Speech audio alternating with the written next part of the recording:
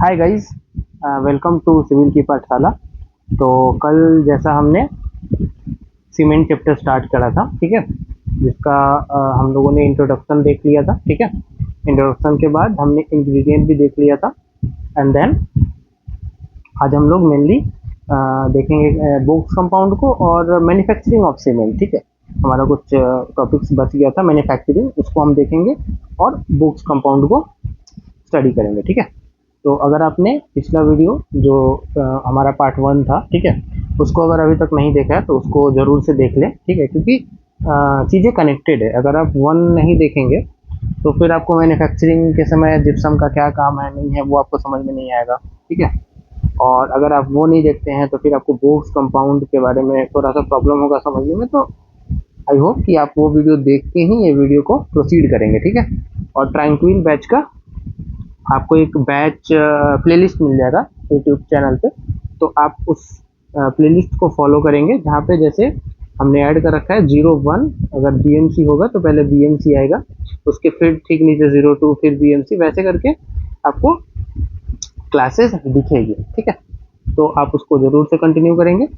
बाकी without any wasting of time continue करते हैं अपना मैन्युफैक्चरिंग, ठीक है। मैन्युफैक्चरिंग हम लोग कल देख रहे थे, तो मैन्युफैक्चरिंग को यहाँ तक हमने सब देख लिया था।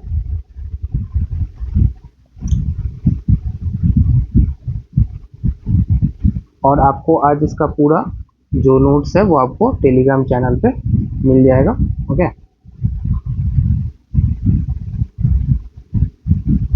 ओके, तो आज का अपना टॉपिक है मैन्युफैक्चरिंग ऑफ सीमेंट, ठीक है। अब हम यहाँ पे कौन सा सीमेंट मैन्युफैक्चर कर रहे हैं? हम यहाँ पे सीमेंट मैन्युफैक्चर कर रहे हैं आर्टिफिशियल सीमेंट, ठीक है। जो हमने कल देखा था आर्टिफिशियल होता है एक रोमन सीमेंट, या फिर जिसको हम लोग क्या कहते हैं नेचुरल सीमेंट, वैसे करके। तो आज हमारा आर्टिफिशियल सीमेंट का हम मैन्युफैक्चरिंग देखेंगे कि मेनली मैन्युफैक्चरिंग होता कैसे है, ठीक है।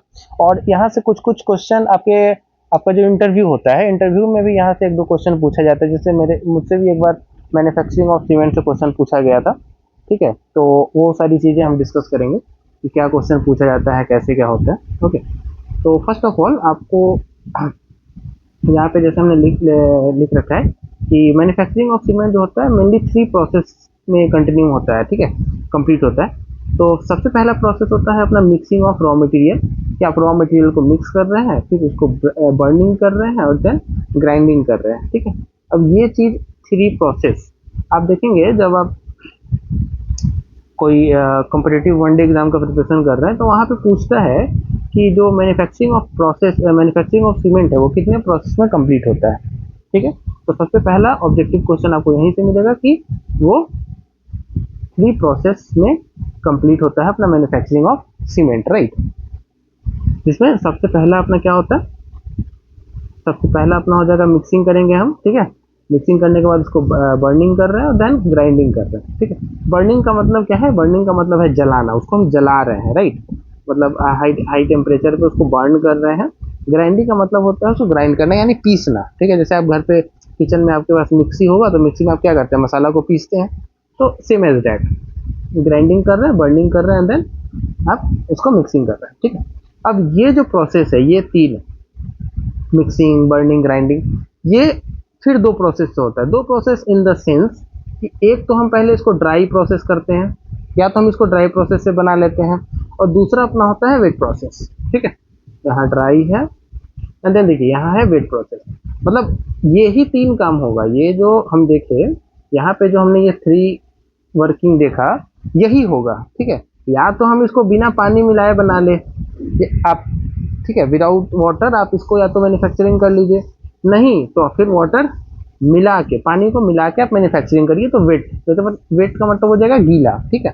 या तो आप गीला करके बना रहे हैं सीमेंट को, नहीं तो सूखा सूखा ही आप उसको क्या कर रहे हैं, बना ले रहे हैं। यहाँ से कंफ्यूजन दूर हुआ।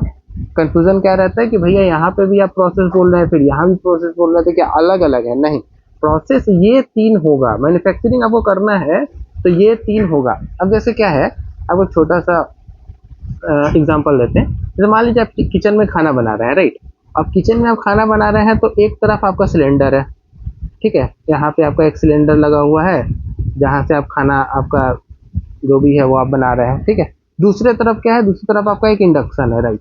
आप इंडक्शन पे यहाँ कुछ रखे और यहाँ से आप प्लग कर रहे हैं और बना रहे हैं। तो खाना जो बनाने का प्रोसेस है, मान लीजिए चावल बनाने का जो प्रोसेस है वो यहाँ पे भी वही रहेगा और इंडक्शन पे भी वही रहेगा। अंतर क्या है, अंतर ये है कि यहाँ पे आप क्या कर रहे हैं, यहाँ पे आप गैस का यूज कर रहे हैं, ठीक है, एलपीजी का, और यहाँ पे आप इलेक्ट्रिक इंडक्शन का यूज कर रहे हैं, ठीक है। तो समझ में आ गया। तो यहाँ से हम लोग क्या करते हैं, या तो आप ड्राई प्रोसेस से बना लीजिए, ठीक है, या तो आप वेट प्रोसेस से बना लीजिए, ठीक है। तो ये आपका कंफ्यूजन एक दूर हो गया होगा, राइट। चलिए नेक्स्ट चलते हैं। अब देखिए ये एक ड्राई प्रोसेस है और वेट प्रोसेस है, इसलिए इसके आपको एक फोटो दिखाते हैं, वहां से आप जल्दी समझ जाएंगे कि आखिर हो क्या है। हम अभी सब देखेंगे क्या है डिफरेंस, क्या है ड्राई में, ठीक है, कहाँ स्लरी कितना बनता है, ठीक है। ओके, अब देखिए इसको थोड़ा सा ध्यान से देखेंगे। ध्यान से देखने पे हमको क्या पता चलता है, जैसे देखिए सबसे पहले था आपका एक रॉक, ये देखिए यहाँ एक रॉक है, पत्थर है, ठीक है। यहाँ से ये एक्सकावेटर गया, इसको यहाँ से काटा, ठीक है, काटा का मतलब क्वेरिंग किया यहाँ से, ठीक है। क्वेरिंग किया क्या, क्ले, लाइमस्टोन एंड सैंड, यही था ना अपना जो मेनली हम लेके आ रहे थे, कैल्सीरियस, आर्जिलिसियस एंड सिलिसियस मटेरियल। तो उसमें क्या रहता है, लाइम रहता है, क्ले रहता है और सैंड रहता है, ठीक है। अब आप यहाँ से काटे, क्वेरिंग किए, लेके आए, ये तीनों को आप काट लिए। अब काटने के बाद आपने क्या किया कि यहाँ से आप एक्सकेवेटर से लेके गए कहाँ, डंप ट्रक में। Dump truck in the sense कि यहाँ से लेके आएगा, सीधा सीधा बात है कि यहाँ से ये लेगा और यहाँ पे लेके आएगा। अब यहाँ लेके आया तो क्या हो रहा है, अब आपके पास ये क्या था, एक बड़ा बड़ा पत्थर था, ठीक है। साइज देखिए इसका, साइज इतना बड़ा बड़ा है, फिर यहाँ इतना छोटा छोटा हुआ, फिर ये छोटा छोटा हुआ। व्हाट इट मीन्स कि यहाँ से क्वेरिंग करके लाए। अब क्वेरिंग करके लाएंगे तो स्वाभाविक है कि आपके पास थोड़ा बड़ा टाइप साइज का पत्थर होगा। आप यहाँ लेके आए, यहाँ से आप देखिए क्रशर में डाले, ठीक है। अब क्रशर में आप यहाँ से डाले तो ये क्रश कर दिया, ठीक है। अब यहाँ से जब ये क्रश कर दिया तो आपका क्या हो गया, ये और छोटा छोटा हो गया, ठीक है। एक बार आपने फिर क्रश किया, फिर यहाँ पे आप एक सेकेंडरी क्रशर यूज कर रहे हैं। तो अब क्या होगा कि ये जो लाइम स्टोन इतना मतलब साइज इसका देखिए कितना बड़ा है, अब यहाँ से ये कहाँ आ गया, अब ये आ गया छोटा छोटा साइज में, ठीक है। यानी कि आपने उसका क्या किया, स्पेसिफिक सरफेस एरिया क्या किया, इंक्रीज कर दिया। स्पेसिफिक सरफेस एरिया व्हाट, कि आपका आप इसका सरफेस एरिया देखिए कितना है, और इसी को अगर आप तोड़ दीजिएगा छोटा छोटा छोटा में, इसका क्या होगा, सरफेस एरिया बड़ा हो जाएगा, ठीक है। तो अब ये यहाँ से आप by the help of crusher, आप क्रशर के हेल्प से इसको जो बड़े साइज का था इसको आप छोटे साइज में लेके आ गए, ठीक है। पहला प्रोसेस डन, यानी कि आपने इसको क्रशिंग कर लिया है। अब जब आप क्रशिंग कर चुके हैं तो अब आता है ग्राइंडिंग, ठीक है। अब देखिए ये यहाँ से कंटिन्यू करेगा, यहाँ कंटिन्यू करा और ये आपका आता है ग्राइंडिंग मिल में, ठीक है। ये देखिए एक ग्राइंडिंग यहाँ है और फिर एक ग्राइंडिंग होगा जो यहाँ पे होगा, कहाँ है, तो ठीक है यहाँ दिखाया नहीं है सर, कोई नहीं। तो आप यहाँ पे लेके आए, ठीक है, इसी को आप ग्राइंडिंग कह सकते हैं। यहाँ पे आप क्रश कर दिए, इसी को आप ग्राइंड कर दिए तो ज़्यादा ये छोटा छोटा हो गया, ठीक है। ये दो प्रोसेस हो गया। अब यहाँ से आप लेके आए, इसको आप स्टोर कर लिए, ठीक है। अब स्टोर कर, इसके बाद आप सपोज करिए कि आपने स्टोर कर लिया, यहीं पे ये ग्राइंडिंग होता है एक्चुअली। यहाँ पे ये सेकेंडरी क्रशर दिखा रखा है, ठीक है। तो यहाँ पे आपने इसको क्या किया, यहाँ पे आपने इसको स्टोर कर दिया इसको, ठीक है। अब आप यहाँ से क्या करेंगे, अब आपके पास एक प्रोपोर्शनली, ये देखिए प्रोपोर्शन के लिए इक्विपमेंट है। यहाँ क्या करते हैं कि आप एक ये जो कंटेनर है आपका, ठीक है, इस कंटेनर में आपने रख रखा है सैंड और इसमें आपने रख रखा है क्ले, ठीक है। अब आप क्या करेंगे कि आप इसको लेके आएंगे, लेके आने के बाद आप मिक्स करेंगे, ठीक है। इसको आप मिक्स किए प्रोपोर्शन में, ठीक है। मिक्स करने के बाद यहाँ ग्राइंडिंग से आया, ग्राइंडिंग के बाद प्रोसेस आया। अब देखिए यहाँ पे है एक प्री हीटर, ठीक है। प्री हीटर टावर क्या है, प्री हीटर टावर ये होता है कि आप जब यहाँ पे आप दोनों को मिक्स कर रहे हैं, ठीक है, तो पहले से थोड़ा प्री हीट कर दिया जाता है, ठीक है। अब प्री हीट करने के बाद देखिए ये है अपना मेन प्रोसेस, ये है किल्न, ठीक है। अब आप किल्न में इसको क्या करेंगे, ये मतलब यहाँ पे ये क्या होगा, प्री हीट करा दिया आपने, प्री हीटिंग टावर, ठीक है। यहाँ के बाद ये आगे आएगा, आगे कहाँ आएगा, ये है आपका रोटरी किल्न, ठीक है। ये थोड़ा सा इंक्लाइन होता है। अब ये इंक्लाइन क्यों होता है, इसके इंक्लाइन होने का पीछे का रीजन ये है कि यहाँ पे जैसे ही क्लिंकर जो फॉर्म हो रहा है तो आपको पता है कि सरफेस टेंशन के कारण कोई भी जो ऑब्जेक्ट है वो अपने आप को राउंडेड रखना चाहता है। क्यों? क्योंकि उसको राउंड करने में एनर्जी जो होता है कम लॉस होता है। ठीक है, तो ये क्या होगा, यहाँ से ये गोल जो क्लिंकर होगा वो ऑटोमेटिक यहाँ से मतलब फिसलते हुए नीचे की तरफ आ जाएगा। ठीक है, तो अब देखिए यहाँ से आप किल्न में डालें, किल्न से डालने के बाद आपका क्या हुआ, क्लिंकर यहाँ फॉर्म हो गया। ठीक है, अब ये क्लिंकर का साइज कितना होता है, क्लिंकर का साइज अप्रोक्सीमेटली आप कह सकते हैं कि मतलब बहुत फाइन ही होता है। यहाँ तक तो हम लोग मतलब 25 mm तक करते हैं क्रशिंग में। ठीक है, ये जो क्रशिंग आप देख रहे हैं ये 25 mm तक होता है। ठीक है, यहाँ से आप लेके आए, प्रोपोर्शन में मिलाया आपने, मिलाने के बाद ग्राइंड करके फिर आप कूलिंग टावर में लेके आए, कूलिंग टावर के बाद रोटरी किल्न में गया, रोटरी किल्न के साथ अब यहाँ लेके आए। ठीक है, अब यहाँ लेके आते हैं तो क्या करते हैं कि आप यहाँ पे इसको कूल करते हैं। मान लीजिए कि इसका जो टेम्परेचर था, ठीक है, रोटरी किल्न का जो टेम्परेचर होता है वो होता है 1400 से 1500 डिग्री सेल्सियस। ठीक है, ये सब अभी आपको नोट्स में मिल जाएगा, कोई प्रॉब्लम नहीं है, आपको यही सब याद रखना है। देखिए यहाँ पे इसका होता है 1400 डिग्री सेल्सियस से लेके 1500 डिग्री सेल्सियस, कहाँ, किल्न में। ठीक है, अब ये किल्न से जब आता है इसको आपको तो कूल करना पड़ेगा ना। अगर आप कूल नहीं करेंगे और डायरेक्ट फिर से आप ग्राइंडिंग में भेज देंगे, ठीक है, ग्राइंडिंग मिल में, हाँ देखिए यहाँ है ग्राइंडिंग मिल, सॉरी ये ठीक ही था, यहाँ पे क्रशर था, ये ग्राइंडिंग था, राइट। अब देखिए यहाँ क्या है, proportional equipment and finishing grinding mill. अब यहाँ पे आप ग्राइंडिंग में भेजेंगे डायरेक्ट, यहाँ पे क्या है, गरम है ये। ठीक है, आप इसको डायरेक्ट भेजेंगे, आपका जो भी इसके अंदर ग्राइंडिंग मिल में जो इक्विपमेंट है उसका जो ब्लेड होगा वो सब क्या होगा, खराब हो जाएगा। तो खराब होने से बचाने के लिए क्या करते हैं, यहाँ पे हम इसको कूलिंग करते हैं, इसको डेसिकेटर बोलते हैं एक्चुअली। तो डेसिकेटर में क्या होता है, कूल हो जाता है। ठीक है, अब क्लिंकर ठंडा हो गया, अब क्लिंकर जब ठंडा हो गया डेसिकेटर में, तब आप इसको भेजते हैं यहाँ ग्राइंडिंग के लिए। ठीक है, मैंने जो कल आपको बताया था कि ग्राइंडिंग के टाइम, ठीक है, जब ग्राइंडिंग आपका होता रहता है उसी समय आप क्या करते हैं, जिप्सम को मिलाते हैं। ठीक है, अब यहाँ पे मान लीजिए 1400 डिग्री सेल्सियस था। ठीक है, अब 1400 डिग्री सेल्सियस से यहाँ पे तो डायरेक्ट रूम टेम्परेचर पे तो नहीं आ जाएगा ना, 27 डिग्री सेल्सियस पे नहीं आएगा, ऑब्वियसली कुछ ना कुछ हीट रहेगा। यही कारण है कि यहाँ पे जब जिप्सम मिलाते हैं तो इसका जो वाटर होता है वो इवापोरेट हो जाता है। ठीक है, जिप्सम का। तो अब देखिए कि अब आपने यहाँ क्या किया, यहाँ पे आपने क्या किया कि यहाँ पे आपने जिप्सम को मिक्स कर दिया। यहीं पे नहीं, जिप्सम के साथ हम लोग जो भी पोजोलैनिक मटेरियल होता है या फिर क्वालिटी को एनहेंस करने के लिए कुछ अगर क्वालिटी, ठीक है, क्वालिटी इनहेंस करने के लिए जो भी एडमिक्सचर मिलाते हैं, अगर कुछ वैसा एडमिक्सचर है जैसे आप पोजोलोना हो गया, ठीक है, ये सब यही मिक्स होता है इसी ग्राइंडिंग में। इस ग्राइंडिंग मिल के पहले जितना सीमेंट है सब सेम रहता है। ठीक है, आप यही मान के चलिए कि इससे पहले सारा क्या है, सेम है, इसके बाद चेंज होगा। मान लीजिए कि आप घर पे खाना खा रहे हैं, ठीक है, आपके प्लेट में दाल चावल है, अगर इससे पहले क्या है, दाल चावल ही था, यहाँ आपने क्या किया, उसमें घी मिक्स कर लिया, या तो आप उसमें घी डाल लीजिए वरना फिर नींबू डाल लीजिए। तो क्या होगा, नींबू डालेंगे तो उसका स्वाद चेंज हो जाएगा, घी डालेंगे तो स्वाद चेंज हो जाएगा। व्हाट इट मीन्स कि ये जो ग्राइंडिंग मिल है जहाँ पे हम जिप्सम को ऐड कर रहे हैं, ये चीज़ याद रखना है कि जिप्सम को जहाँ ऐड कर रहे हैं वहाँ के पहले का सीमेंट क्या है, सेम है, इसके बाद हमको क्वालिटी चेंज होता है। Quality change in the sense आप पोजोलाना मिला लेंगे कुछ, ठीक है, वैसे करके।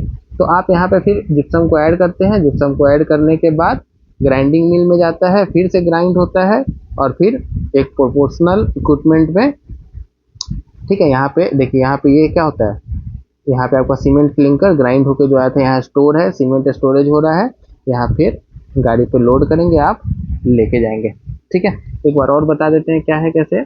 देखिए सबसे पहले क्या था, सबसे पहले आप जो पत्थर था, ठीक है, जो स्टोन था, ठीक है, स्टोन से आप एक्सकवेट किए, क्वेरिंग किए, क्वेरिंग करके डैम ट्रक में लेके आए, ड्रम ट्रक में लेके आए, ट्रक में लेके आने के बाद उसको क्रशर किए, फिर से क्रशर किए। देखिए क्रशर कितना यूज करना है नहीं करना है फैक्ट्री पे डिपेंड करता है, हमें उतना डीपली जानना भी नहीं है क्या है कैसे, हमें ओवरव्यू जान लेना है कि कैसे हो रहा है। ठीक है, फर्स्ट क्रशर सेकंड क्रशर, मान लो कि ये साइज में ही पहले से ही छोटा होता तो हमारा फर्स्ट क्रशर से ही काम चल जाएगा, हमको सेकंड क्रशर देने का जरूरत ही नहीं है, लेकिन अगर जरूरी है तो देना पड़ेगा। तो आपका सेकंड क्रशर में हुआ, फिर यहाँ से आएगा, ठीक है, यहाँ से आने के बाद आप सैंड है, यहाँ पे क्ले है, तो यहाँ पे फिर ग्राइंड होगा, ग्राइंड होने के बाद यहाँ पे स्टोर होगा, यहाँ के बाद हम क्या करेंगे, स्टोर कह रहे सॉरी, प्री हीट होगा। प्री हीट होने के बाद आप इसको किल में देंगे। किल में जो 1400 से 1500 डिग्री सेल्सियस पे रहता है, यहाँ से क्लिंकर फॉर्म होगा। ठीक है, क्लिंकर के बाद ये डेसिकेटर में ठंडा होगा। ठंडा होने के बाद जब ये ठंडा हो जाएगा तब यहाँ पे जिप्सम को ऐड करते हैं। जिप्सम को ऐड यहाँ करेंगे। यहाँ के बाद फिर आपका ग्राइंडिंग मिल में, देखिए ये ग्राइंडिंग मिल में आपका ग्राइंड होगा। ग्राइंड होने के बाद यहाँ स्टोर होगा। स्टोर होने के बाद पैकिंग करेंगे। पैकिंग करके आप भेज देंगे। ठीक है, समझ में आ गया? चलिए अब इसका थ्योरी देख लेते हैं क्या है कैसे है।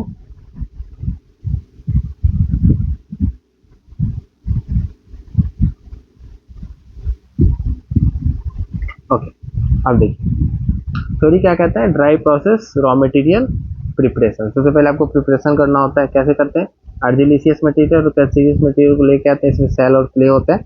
क्रश करते हैं 25 मिलीमीटर तक जॉ मिल में। फिर देखिए क्रशिंग के बाद क्या आएगा, क्रशिंग के बाद आएगा ग्राइंडिंग। ये ऐसे है। ठीक है, क्रशिंग के बाद ग्राइंडिंग आएगा। ग्राइंडिंग के बाद आप उसको क्या करेंगे, स्टोर करेंगे। फिर इसको सेम क्रश करेंगे, ग्राइंड करेंगे, स्टोर कर लेंगे। आप दोनों को आप स्टोर कर चुके हैं। इसको भी स्टोर कर लिया आपने, इसको भी स्टोर कर लिया।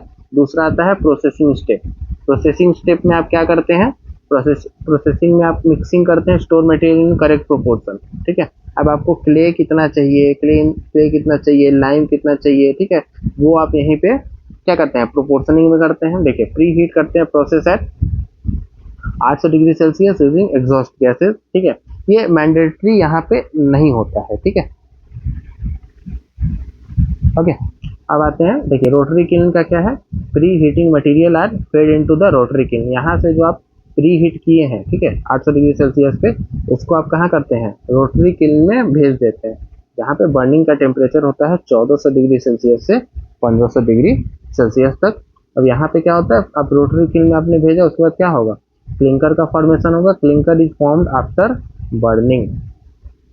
ठीक है, नोट क्या है, all type of cement remain equal up to this process.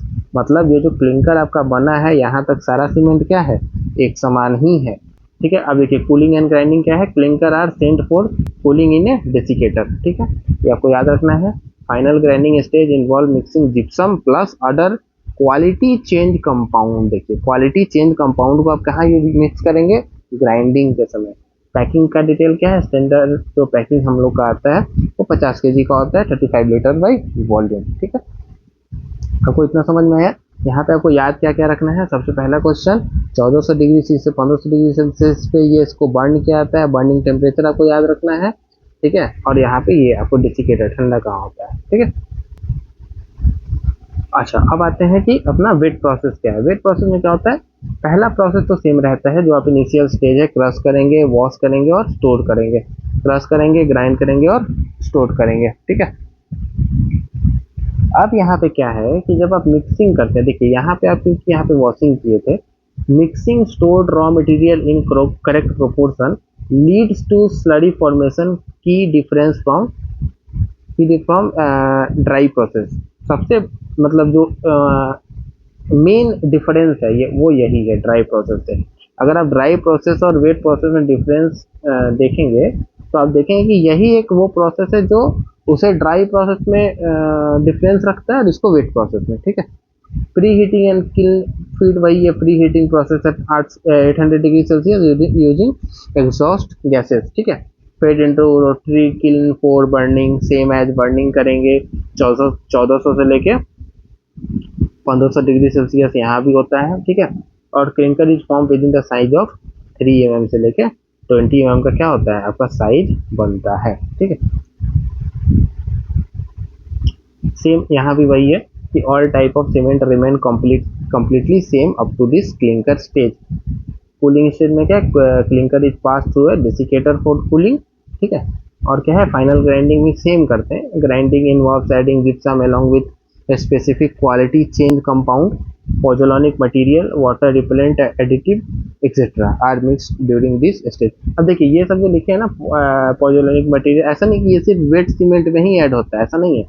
आप ड्राई सीमेंट में भी सेम यूज करते हैं। ठीक है, अब जैसे आपको कोई वाटर रिपेलेंट एडिटिव मिलाना है तो क्या आप सिर्फ वेट में मिलाएंगे, नहीं, वो ड्राई में मिलता है, वहां पे नहीं लिख के यहीं पे लिखा गया है। ठीक, These additive help in obtaining different specific type of cement. अब आपको पोर्टलैंड पोजोलाना सीमेंट बनाना है, ठीक है, तो आप अपने हिसाब से पोजोलाना जितना चाहिए आप उसको उसके हिसाब से मिला लीजिए। जैसे कितना होता है, मान लो 60% अगर ओपीसी है तो हम प्लस करते हैं इसमें 35% आप पोजोलाना मटेरियल मिलाते हैं, ठीक है, तो आपका 95% अप्रोक्स हो जाता है। तो जितना आपको पोजोलाना ऐड करना है वो आप वहाँ पे ऐड कर सकते हैं, ठीक है। फाइनल सेम है, 50 केजी बैग और 35 लीटर पर बैग, राइट। ओके, अब अपना देखना है कि वेट प्रोसेस और ड्राई प्रोसेस में की डिफरेंस क्या है, ठीक है। देखिए ये पूरा मतलब कॉन्सेप्ट है, थोड़ा आराम से देखेंगे क्या है। अब देखिए सबसे पहले अगर पैरामीटर देखते हैं कि मॉइस्चर कंटेंट क्या है। स्वाभाविक है कि आपका जो वेट प्रोसेस है उसमें 35 से 50% तक आपने स्लरी आपका फॉर्मेशन होता है, ठीक है। अब देखिए ड्राई प्रोसेस में भी हमने लिखा है कि 12 से लेकर 15% तक क्या होता है, वाटर होता है रॉ मिक्स में। क्यों? क्योंकि मान लीजिए कि आपने जहाँ स्टोर करके रखा होगा, ठीक है, अब वहाँ पे कहीं ना कहीं से मॉइस्चर तो प्रेजेंट होगा, कहीं बारिश हो जा रहा है या कुछ हो जा रहा है, ठीक है, तो वहाँ पे ये 12 to 15% रहता ही है। जैसे हम लोग सीजनिंग भी करते हैं तो कहाँ तक करते हैं, 12% तक करते हैं, ठीक है, तो ये चीज रहता है, ठीक है। अब देखें फ्यूल का यूज कितना होता है। देखिए वेट प्रोसेस में क्या होता है, क्योंकि स्लरी फॉर्मेशन हो रहा है, ठीक है, तो कहीं ना कहीं यहाँ पे हाई फ्यूल का यूज होगा। क्यों? देखिए more fuel required to evaporate the water content, ठीक है, यानी कि वाटर को आपको इवापोरेट कराना है तो कहीं ना कहीं आपको फ्यूल कितना लगेगा, ज़्यादा लगेगा। और यहाँ पे क्या है, यहाँ लो है क्योंकि लेस फ्यूल कंजम्पशन हो रहा है, यहाँ पे कोई हमारा तो स्लरी फॉर्मेशन हो ही नहीं रहा है। ओके, अब देखिए ऑपरेशन टाइम। ऑपरेशन टाइम में क्या है कि ड्राई है तो स्लो होगा क्योंकि आपको इवापोरेशन कराना होगा, ये वो स्लरी फॉर्मेशन हो रहा है उसमें थोड़ा टाइम लगता है, तो स्लो प्रोसेस है। और आपका जो ड्राई प्रोसेस है वो फास्ट प्रोसेस है, ठीक है। क्वालिटी एंड ब्लेंडिंग, क्वालिटी कैसा होता है, देखिए सुपीरियर क्वालिटी क्या है, आप खुद सोचिए कि क्योंकि आपने इसमें स्लरी मिक्स करा है तो आपका जो मिक्सिंग होगा वो ज़्यादा बेटर होगा, ठीक है। Superior and homogeneous, easily to mix liquid, ठीक है, इजियर टू मिक्स लिक्विड। आपने लिक्विड आपने मिक्स किया था तो वो आपको इजी कर देता है, right.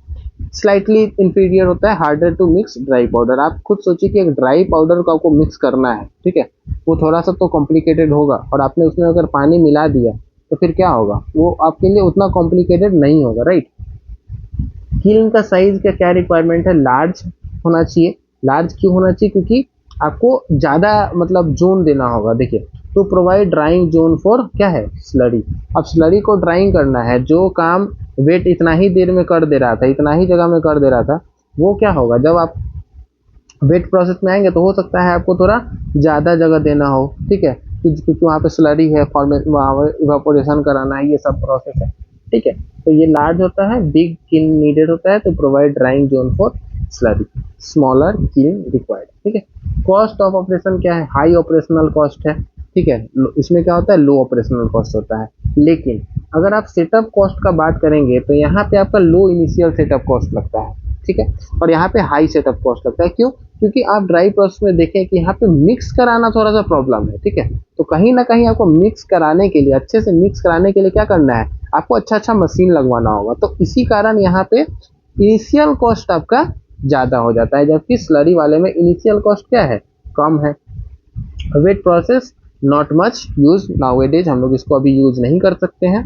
Most widely used method, ये आपका मोस्ट वाइडली यूज होता है। अब मुझसे जो इंटरव्यू में क्वेश्चन पूछा गया था वो ये पूछा गया था, मुझसे पूछा गया था कि आप बताइए, पहले तो मतलब पूछा गया कि हाँ क्या है, कैसे कैसे सीमेंट बनता है, ठीक है, उसके बाद पूछा गया था कि ऐसा आप बताइए कि सीमेंट के का जो प्रोसेस है, ठीक है, उससे बेटर क्वालिटी सीमेंट कहाँ मिलता है, ठीक है।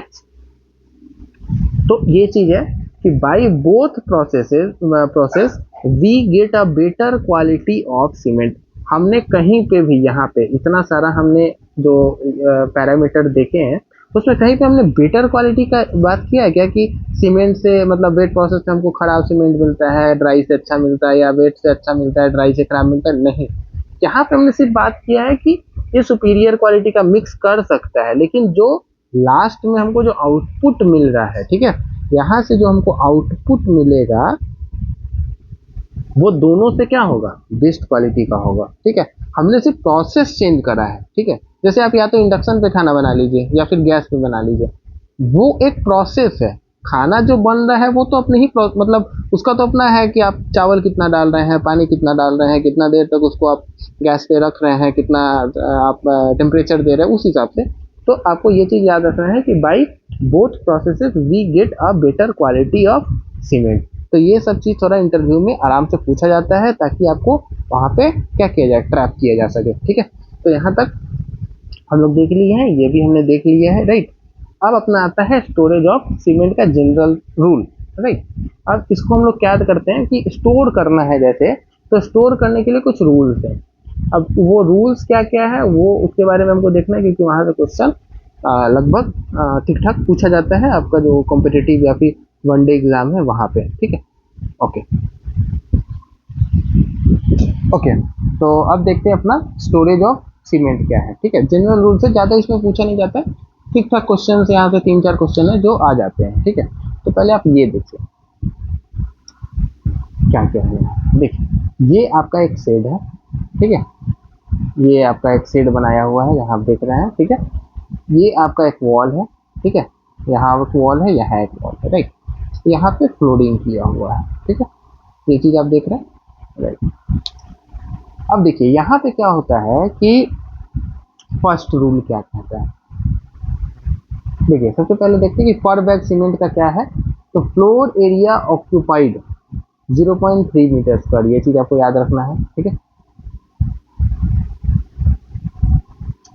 फ्लोर एरिया वो कितना ऑक्यूपाई करता है, 0.3 मीटर स्क्वायर। हाइट कितना करता है, तो 0.18 मीटर। देखिए आपको ये जो डाटा मिल रहा है आपको ऐसे ही नहीं मिल रहा है, पूरा वेरीफाई किया हुआ है, इसमें कोई चेंज नहीं है। अगर ये 0.18 है का मतलब 0.18 ही है। आप मेरे नोट्स पे बिल्कुल भरोसा कर सकते हैं, कोई एक भी, अगर ये 150 है तो इसका मतलब 150 ही है, ये 100 नहीं है। ठीक है, मैं आपको बता दूंगा कहाँ पे क्या है, तो ये चीज़ आपको याद रखना है। ठीक है, हाइट कितना होता है 0.18, और फ्लोर एरिया जो ऑक्यूपाई करता है वो करता है 0.3 मीटर स्क्वायर, राइट।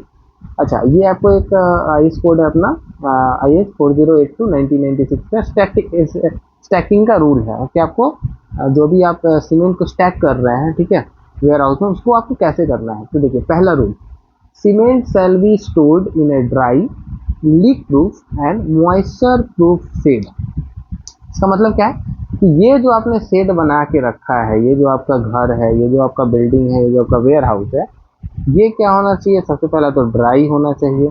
ठीक है, यहाँ पे कोई मॉइस्चर कंटेंट नहीं होना चाहिए। ठीक है, मॉइस्चर नहीं होगा, ड्राई होगा। ठीक है, और क्या था, लीक प्रूफ। मतलब क्या है कि ये जो आपका आपने जो शेड बना रखा है, यहाँ से कोई पानी इंटर नहीं करना चाहिए, यानी कहीं से कोई लीकेज नहीं होना चाहिए। तो फर्स्ट रूल आपको समझ में आया कि cement shall be stored in a dry, leak proof and moisture proof shed. क्यों, क्योंकि मान लीजिए कि सीमेंट क्या करता है,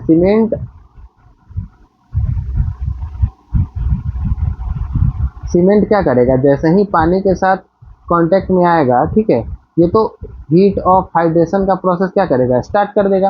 अब हीट ऑफ हाइड्रेशन का प्रोसेस रोकना है, ठीक है, आप तो स्टोर किए वहाँ पे, आप तो घर बना नहीं रहे, तो आपको स्टोर जो आपने कर रखा है, तो आपको स्टोर के समय क्या ध्यान देना है कि वहाँ तक कोई वाटर कंटेंट या मॉइस्चर कंटेंट नहीं पहुँचे। ठीक है, तो इसलिए कि cement shall be stored in a dry, leak proof and moisture proof shed. अच्छा, bag must be stacked of the floor on wooden pile, keeping about 150 to 200 mm clear space above the floor। अब देखिए आपका ये था floor, ये देखिए यहाँ पे आपका है, यहाँ पे आपका है फ्लोर, नहीं दिख रहा है, नहीं दिखेगा, देखो ये है आपका फ्लोर लेवल, राइट। अब देखिए ये आपका फ्लोर लेवल है, और ये आपका है क्या है, स्टैक। देखो इसके ऊपर ही ना रखा हुआ है सीमेंट, ठीक है, यहाँ पे आपका सीमेंट रखा हुआ है। अब देखिए ये 150 टू 200 मिलीमीटर थिक, यानी कि ये 150 से लेके 200 मिलीमीटर क्लियर स्पेस होना चाहिए फ्लोर से। ये जो आपका फ्लोर है, यहाँ जो आपका फ्लोर है, ठीक है, इस फ्लोर से जो यहाँ का डिस्टेंस है वो क्या होना चाहिए, 150 से 200 मिलीमीटर ठीक होना चाहिए। पहला जो रूल है वो समझ में आया। ठीक है, दूसरा रूल था, ये भी समझ में आ गया। ठीक है, कि जमीन से कितना ऊपर रहना चाहिए, जमीन इन द सेंस कि जो आपका फ्लोर लेवल है वहां से कितना ऊपर आपका सीमेंट रहेगा, राइट। तो ये 150 से 200, ठीक है।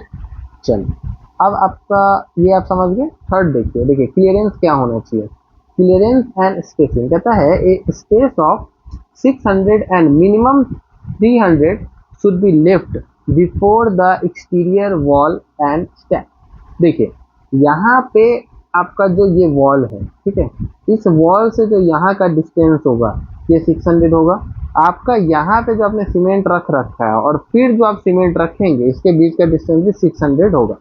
फिर यहाँ से भी और यहाँ से भी कितना है, 600। मतलब जो आउटर मोस्ट आपका वॉल होगा वहाँ से जो सीमेंट का जो बोरी आप रखेंगे यहाँ तक 600, फिर यहाँ से भी 600, फिर इसके बीच में अगर आप थोड़ा सा गैप देंगे और 600 ये भी होगा, राइट।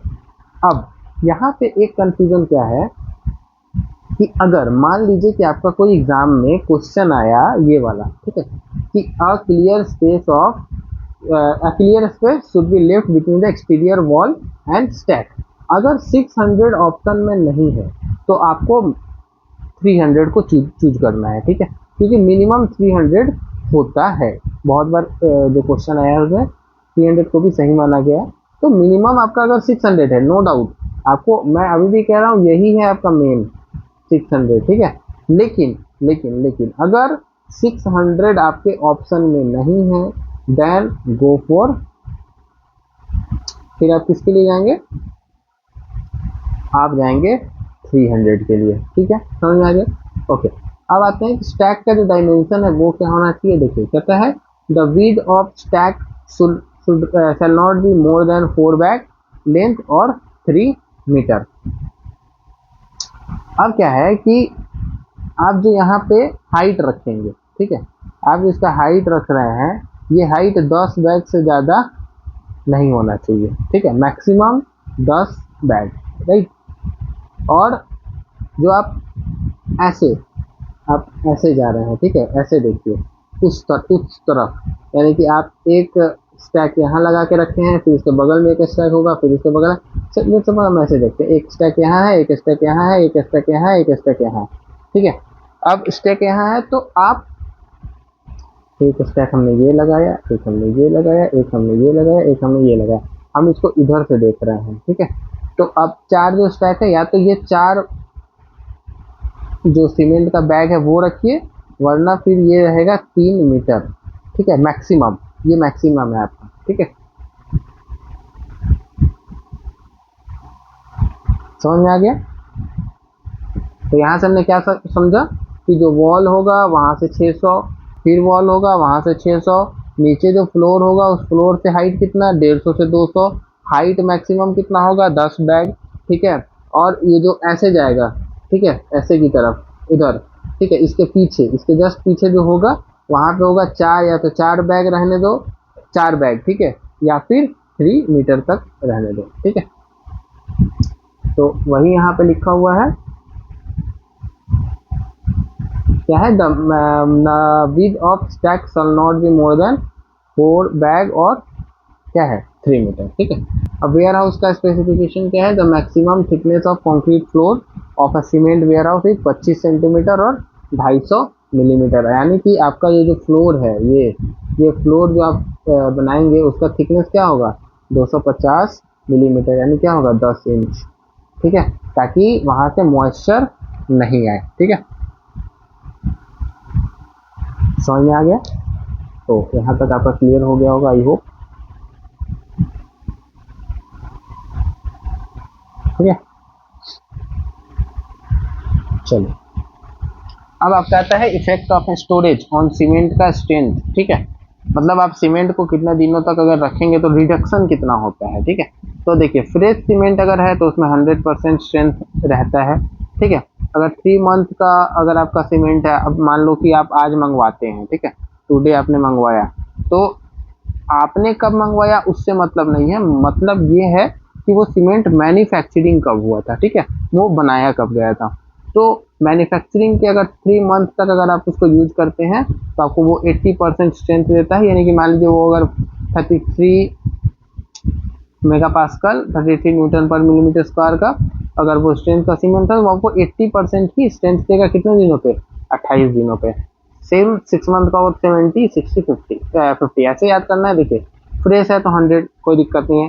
3 दूना 6, ठीक है, 6 दूना 12, 12 पचे 7, ठीक है, यानी कि 3 महीना, 6 महीना, 1 साल और 5 साल। 3 महीना, 6 महीना, 1 साल, 5 साल, 80, 70, 60, 50, 80, 70, 60, 50। 3 महीना में 80%, 6 महीना में 70, 12 महीने में 60 और 60 महीने में 50, ठीक है। अरे इतना तक तो रहते ही नहीं, खराब हो जाएगा 60 महीने में, जम जाएगा। और क्या रूल कहता है? स्टोरेज कहता है हैंडलिंग एंड एक्सपायरी क्या है? FIFO, first in first out rule, ठीक है। मान लो कि आज जो सीमेंट आया, ठीक है, और कल जो सीमेंट आएगा मान लो, ठीक है, तो जो अगर आज काम करना है या कल काम होगा, तो जो पहले आया है उसको पहले यूज करना है, जो बाद में आया उसको फिर बाद में यूज करना है, ठीक है। तो वही कह रहा है कि cement bag should be stacked to facilitate their removal and use in the order in which they are received, ठीक है। अब आपने क्या किया, देखिए मान लो कि आज आपका सीमेंट आया,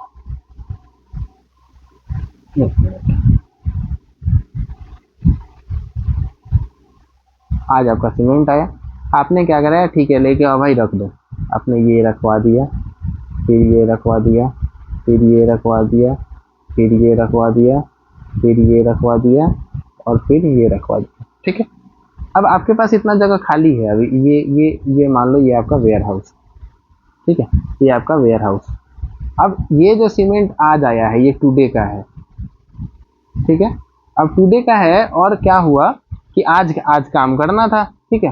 तो मान लो कि आप क्या किए कि आप इसको यूज करा लिए, इसको भी यूज करा लिए, इसको भी यूज करा लिए और इसको भी यूज करा लिए, ठीक है। लेकिन ये नीचे वाला जो 2 था, ठीक है, ये 2 सीमेंट आपका रह गया, आप इसको यूज नहीं कराए हैं अभी, ठीक है। अब देखते हैं फिर टुमारो का क्या सीन है, ठीक है। अब टुमारो जब आपका सीमेंट आएगा, ठीक है, तो आप क्या कर रहे हैं, आपका तो ये सीमेंट तो खत्म हो चुका है, कौन सा, इसको करते हैं आज। यहाँ से आपको पता चलेगा कि हमारा आज का सीमेंट है, ठीक है। ये दोनों सीमेंट तो है आपके पास। अब आपका क्या, आप क्या करते हैं कि ये तो आप सीमेंट काम करा लिए, तो ये आपका खत्म हो गया, ठीक है, ओके।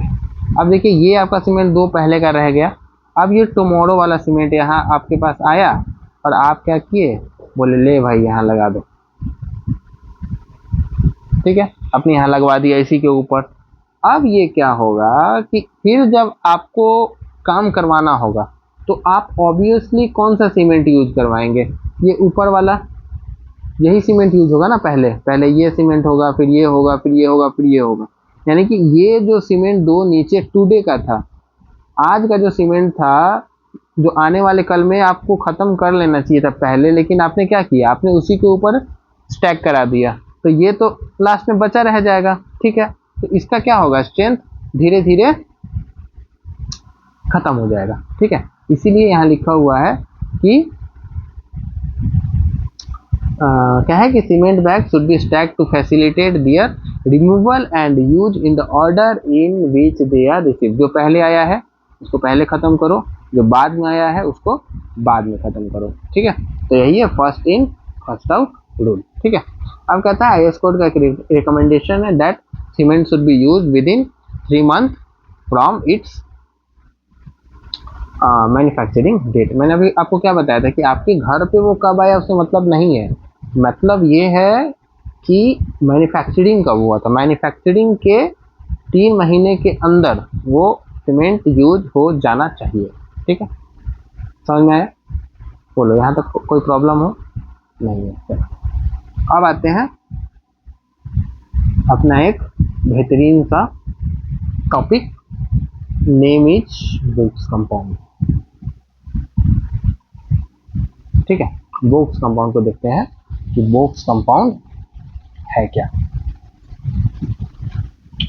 देखो सबसे पहला जो कंफ्यूजन है, कंफ्यूजन ये है कि भाई एक बात बताओ, बोक्स कंपाउंड पहले से रहता है, ठीक है,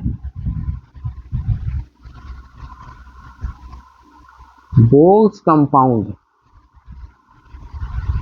पहले से रहता है या बाद में वो क्या होता है, बनता है पानी मिलाने के बाद, ये कंफ्यूजन है, ठीक है। एक क्वेश्चन आया था एसएससी जेईई 2024 आई थिंक, तो उसमें पूछा गया था कि बोक्स कंपाउंड जो है, ठीक है, वो कब बनता है, ठीक है, और उसमें सारा ऑप्शन था, आफ्टर मतलब मिडिल में, किल्न में बन रहा है कि वाटर मिलाने के बाद बन रहा है, ठीक है। तो चलिए इसको देखते हैं क्या है। What are the Bogue's compound? Complex chemical compound formed inside the factory kiln during heating of raw material at high temperature. I hope कि आपका जो कंफ्यूजन था वो दूर हो गया होगा। कंफ्यूजन क्या था कि बोक्स कंपाउंड बनता कब है, तो complex compound formed inside the factory, देखो ये formed inside the factory kiln during burning, ये आपको याद रखना है। मतलब बोक्स कंपाउंड कब बन रहा है, ये फैक्ट्री में ही बन के रेडी हो जाता है, तो सीमेंट में ऑलरेडी प्रेजेंट होता है। देखिए they are already present in dry cement before adding water, ठीक है, यहाँ पे इसलिए स्टार दे के लिखा हुआ है कि they are already present in dry cement before adding water, ठीक है। Reaction with water, adding water does not create new Bogue's compound, ठीक है। Instead, they react chemically with water to form a hard gel that binds sand and stone together to give strength, ठीक है। Okay चलिए चलते हैं box compound क्या क्या है तो देखते हैं। देखिए सबसे पहला जो बोक्स कंपाउंड है उसको कहते हैं एलाइट, बेलाइट, सेलाइट और फेलाइट, ठीक है। मेनली 4 बोक्स कंपाउंड है, जिसको देखिए C3S, C2S, C3A and C4AF। अब देखिए इसमें आपको याद रखना है कि ये जिस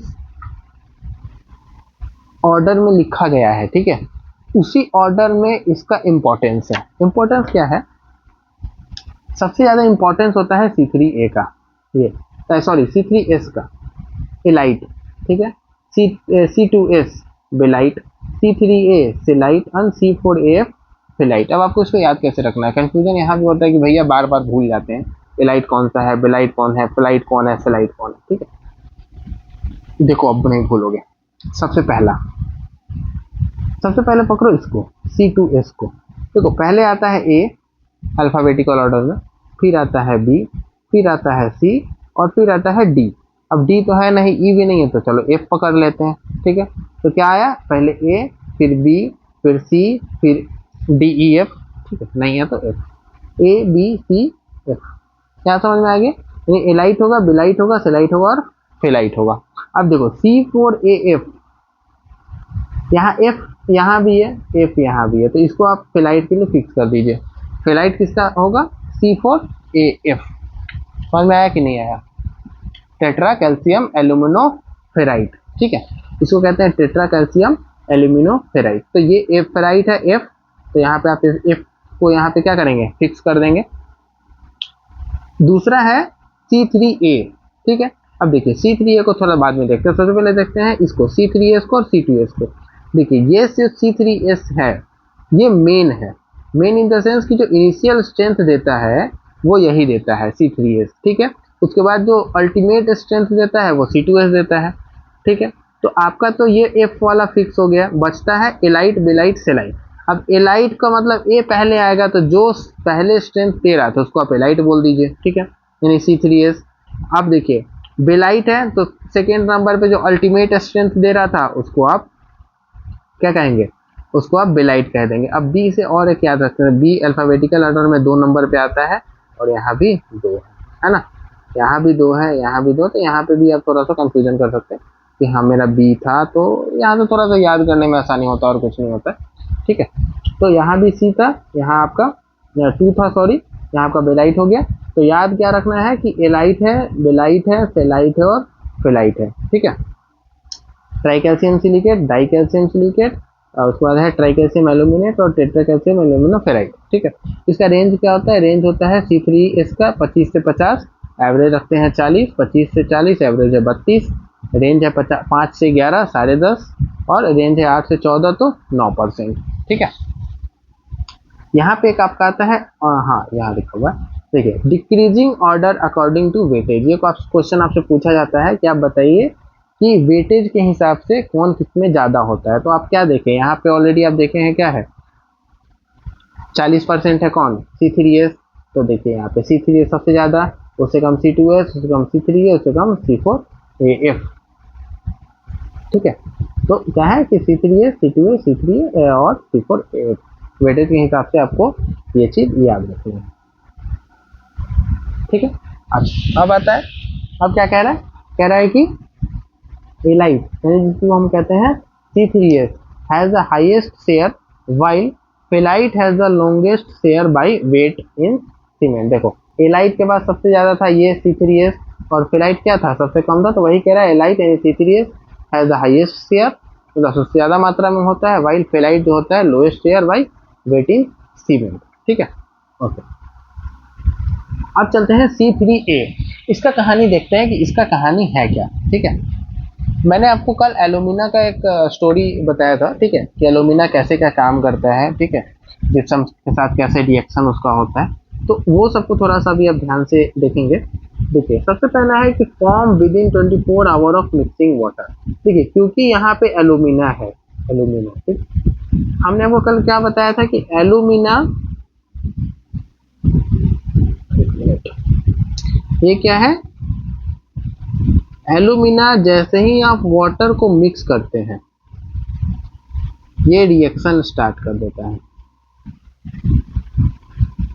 ठीक है, रिएक्शन अब क्या होता है, स्टार्ट हो जाता है। तो स्वाभाविक है, आप खुद सोचिए कि जब इसमें एलुमिना प्रेजेंट है और ये पानी देख के रिएक्शन स्टार्ट करता है, तो आप जैसे ही मिक्सिंग ऑफ वाटर करेंगे, क्या C3A नहीं बनना चाहिए, बिल्कुल बनना चाहिए। क्यों बनना चाहिए, क्योंकि भैया इसमें है एलुमिना, और एलुमिना क्योंकि वाटर को देखते ही उसके पीछे भागता है रिएक्शन करने के लिए, तो ठीक है ये 24 घंटे में बनेगा, ये श्योर है। ठीक है, तो इसलिए हमने यहाँ लिखा कि form with in 24 hour of mixing water.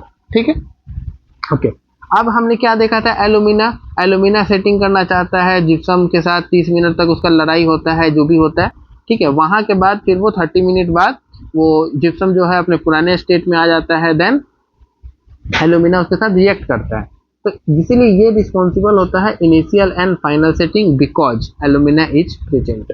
ठीक है, आपका जो initial setting time, final setting time जो होता है वो इसी पे डिपेंड होता है, responsible for initial and final setting time because alumina is present. ठीक है, अब आते हैं जिप्सम एक्शन क्या है, same gypsum is added to increase the setting time of cement, वही चीज है जो कल पढ़े थे। ठीक है, इससे मैंने बोला था कि ऑल क्लासेज आर इंटरकनेक्टेड। आप ये पहला क्लास करेंगे तभी दूसरा समझ में आएगा, दूसरा करेंगे तभी तीसरा समझ में आएगा। ठीक है, वरना ऐसे पढ़ने के लिए तो कुछ भी पढ़ लीजिए, कोई दिक्कत नहीं है। Gypsum is added to increase the setting time of cement. ठीक है, C3A undergoes a counter attack by gypsum to retard the process. C3A alumina alumina alumina undergoes a counter attack, gypsum उस पर counter attack करता है तो retard the process, कहता है भैया प्रोसेस अभी लेट होगा 30 मिनट, 30 मिनट रुको, इनिशियल पहले खत्म करने दो, तब आप आएंगे तो उसको कहेंगे हम लोग इनिशियल सेट। ठीक है, यहाँ तक समझ में आ गया। यहाँ तक हमने क्या देखा, पहला था 24 आवर, देखो form with in 24 hour of mixing water. ठीक है, दूसरा था responsible for initial set and final set. ठीक है, जो जो हाईलाइट करने वही सब क्वेश्चन है। ठीक है, और gypsum is added to increase the setting time of cement. ठीक है, ओके। अब क्या है, अब आता है rate and heat of hydration. ठीक है, इसका जो रेट ऑफ हाइड्रेशन होता है approximate 80% hydrates within the first 24 hour. ठीक है, 24 आवर में क्या होता है, इसका रेट ऑफ हाइड्रेशन 80% तक पहुंच जाता है। ठीक है, हीट ऑफ हाइड्रेशन जो होता है वो सबसे ज्यादा होता है 865 जूल पर ग्राम। देखो heat of hydration is maximum for C3A। अगर आपसे कोई पूछता है कि maximum heat of hydration alite belite celite felite में सबसे ज्यादा हीट ऑफ हाइड्रेशन किसका होता है, तो वो होता है इसी का। ठीक है, ओके। अब देखिए क्योंकि यहाँ पे हीट ऑफ हाइड्रेशन ज्यादा है, तो आप खुद सोचो हीट ऑफ हाइड्रेशन जब होगा तो क्या उस समय हीट ऑफ हाइड्रेशन जब होगा तो क्या उसमें इवापोरेशन नहीं होगा। तो देखो evaporation is high leading to plastic shrinkage, crack and reduce strength. ठीक है, इसीलिए यही वो कारण है कि प्लास्टिक श्रिंकेज ही बचाने के लिए, अगर आपको याद है तो आप खुद सोचो कि आप जो कंक्रीट का टेस्ट किए थे कहाँ, लैब में, तो आपने ये जो कंक्रीट फिल किया था 150 mm का जो आप क्यूब लिए थे, उसको आप क्या किए थे, 24 घंटा तक आप कास्टिंग कर दिए। कास्टिंग के 24 घंटा तक इसको वेट गनी बैग, कुछ याद आ रहा है कि नहीं आ रहा है? नहीं किए हो तो यही करना। ठीक है, वेट गनी बैग के साथ आप इसको क्या करते हैं, पूरा लपेट के और एक नॉन वाइब्रेटरी टेबल पे रखते हैं। क्यों? ताकि इसके अंदर C3A बन सके। ठीक है, अच्छा से, क्योंकि अगर मान लीजिए कि आप इसको वेट गनी बैग में लपेट के नहीं रखे हैं, यानी क्या है, आप इसका जो कांटेक्ट है, इसका जो सरफेस है, वहां पे आप क्या दे रहे हैं, मॉइस्चर ठीक ठाक दे रहे हैं, तो इसका जो हीट ऑफ हाइड्रेशन का प्रोसेस है वो ठीक से होगा। क्योंकि यहाँ पे हीट ऑफ हाइड्रेशन ज़्यादा है, देखिए इवापोरेशन इज हाई, ज़्यादा इवापोरेशन होगा, लीडिंग टू प्लास्टिक श्रिंकेज। अगर आप ये वेट गनी बैग नहीं देंगे तो क्या होगा, प्लास्टिक श्रिंकेज आएगा, क्रैक आएगा और स्ट्रेंथ को क्या करेगा, रिड्यूस कर देगा। इसीलिए जब आप क्यूब का टेस्ट करते हैं तो कास्टिंग के 24 घंटा तक वेट गनी बैग में नॉन वाइब्रेटरी टेबल पे रखा जाता है।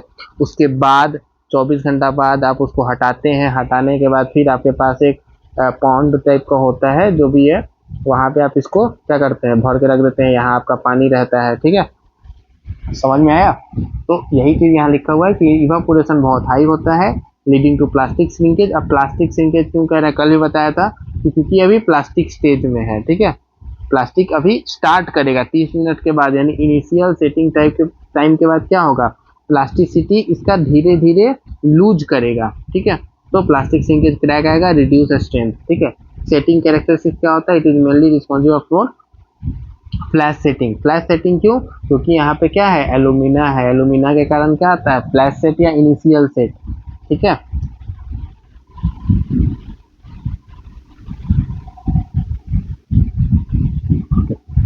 अब आता है C3A पर जो सल्फेट का अटैक होता है। देखो सल्फेट अटैक एंड प्रॉपर्टीज क्या है। ठीक है, since it is made up of calcium and alumina, it react very quickly with sulphur. देखो सल्फर आके किस पे अटैक करेगा, ठीक है, सल्फर आके अटैक करेगा किस पे, कैल्शियम पे और एल्यूमिना पे। ठीक है, therefore resistance against sulphur attack is very less. अगर आपको सल्फर अटैक वाला सीमेंट बनाना है तो आप C3A को कम कर दीजिए। ठीक है, देखो if the percentage of C3A is less the sulphate resisting capacity becomes high. अगर आप C3A को कम कर दिए, अब मान लो कि हम इसी को कम कर दिए, ठीक है, तो भैया यही अब कम हो गया, तो यहाँ पे सल्फर आके क्या ही करेगा।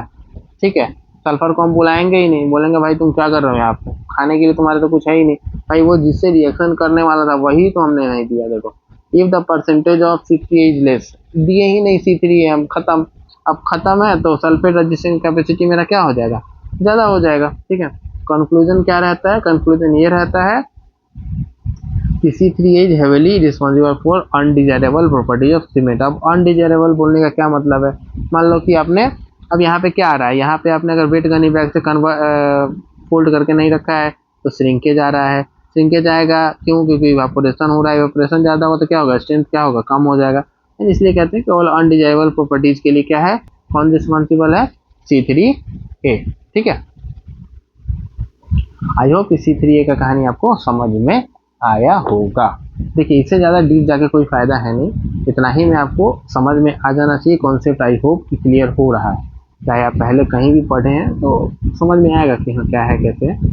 ठीक है, अब आते हैं C4AF। देखो टेट्रा कैल्शियम एल्यूमिनो फेराइड। ठीक है, फॉर्मेशन कैसे होता है, फॉर्मेशन एंड हाइड्रेशन प्रोसेस। देखो ये भी होता है 24 घंटा के अंदर। ये देखो ये एल्यूमिना, बस आपको यही याद रखना, ये जो एल्यूमिना है जहाँ आएगा जल्दी आएगा। एल्यूमिना कब आता है, पानी मिलाइएगा दौड़ता हुआ चला आएगा, यानी कि 24 घंटा में आएगा। ठीक है, form with in 24 hour of mixing water. अब देखिए याद कैसे रखना है कि हीट ऑफ हाइड्रेशन कितना होता है। देखिए इसका होता है 420, पहले का कितना था 865, अप्रोक्सीमेट 800, इसका सीधा आधा 420, याद हो जाएगा। देखो formation with in 24 hour of mixing water, less heat of hydration होता है, मैक्सिमम रेट ऑफ हाइड्रेशन, ये आपको याद रखना है। मैक्सिमम रेट ऑफ हाइड्रेशन, अगर मैक्सिमम रेट ऑफ हाइड्रेशन किसी का है तो वो है किसका, C4AF का। मैक्सिमम हीट ऑफ हाइड्रेशन किसका है, C3A का, ठीक है। अच्छा, रोल इन सीमेंट प्रॉपर्टीज क्या करता है, minorly responsible for the flash setting. Flash setting के लिए बहुत कम मात्रा में रिस्पॉन्सिबल होता है। Responsible for fusing of raw material particle, raw material particle है उसको फ्यूजन कराने में ये हेल्प करता है, ठीक है। अच्छा, इसमें एक कॉन्सेप्ट ये है, देखिए कि इस पे क्या होता है, आयरन ऑक्साइड लेयर का मैकेनिज्म क्या है, ठीक है। अब आयरन ऑक्साइड के लेयर का मैकेनिज्म ये है कि during hydration an iron oxide layer forms over C4AF particle, this layer protect it from sulphur attack but prevent reaction with water, ठीक है। अब क्या है कि देखिए इसके ऊपर मान लो कि आपका एक ये सीमेंट पार्टिकल था C4AF, ठीक है। अब इसके ऊपर क्या हुआ, ठीक है, अब इसके ऊपर क्या हुआ कि एक आपका आयरन ऑक्साइड का लेयर इस पे चढ़ गया, ठीक है। अब आयरन ऑक्साइड का जब लेयर इस पे चढ़ गया तो क्या होगा,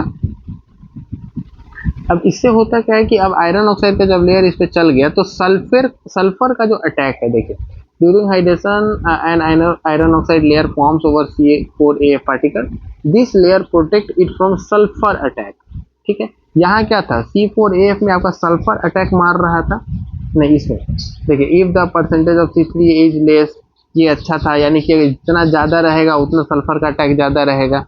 तो यहाँ क्या होता है कि यहाँ पे एक लेयर आ जाता है आयरन ऑक्साइड का, ठीक है, जो सल्फर अटैक से हम क्या करता है, बचाता है। लेकिन समस्या क्या है कि ये जो C4AF का जो लेयर है वो हाइड्रेशन के प्रोसेस में भाग ही नहीं लेता है, ठीक है। देखिए this layer protect it from sulphur attack but prevents reaction with water. अब इसके ऊपर एक सल्फर आयरन का एक लेयर चढ़ गया, भाई अब हाइड्रेशन प्रोसेस ही नहीं होगा, ठीक है।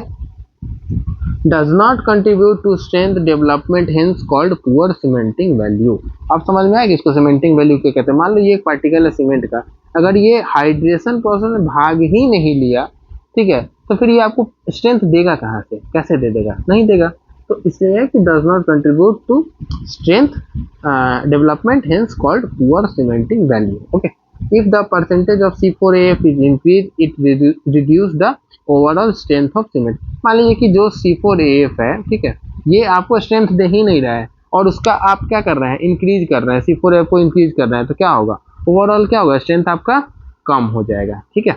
स्ट्रेंथ कब बढ़ेगा, जब स्ट्रेंथ देने वालों को बढ़ाओगे तभी ना स्ट्रेंथ बढ़ेगा, ठीक है, ओके। अब आते हैं ट्राई कैल्शियम सिलिकेट पे। ट्राई कैल्शियम सिलिकेट का क्या कॉन्सेप्ट है, सो देखो बेसिक कैरेक्टरिस्टिक्स है, forms within a week, एक वीक के अंदर ये फॉर्म होता है। हीट ऑफ हाइड्रेशन होता है 500 जूल पर ग्राम। सबसे पहला था C3A, ठीक है, C3A इसका था 820 अप्रॉक्स। C4AF था उसका था 400 मान लो, ठीक है, उसके बाद है ये 500, ठीक है। ये रिस्पॉन्सिबल होता है इनिशियल स्ट्रेंथ के लिए। मैंने आपको बोला था ना कि C3A ही आपको क्या देता है, इनिशियल स्ट्रेंथ देता है, राइट। तो अब यहाँ क्या है कि ये याद हो गया, responsible for initial strength of cement होता है, okay. Consider the best cementing material as it is well bond and easy to grind, ठीक है। ये चीज आपको याद रखना है कि ये वेल बॉन्ड होता है और इजी टू ग्राइंड होता है, ठीक है, और ये बेस्ट सीमेंटिंग मटेरियल है।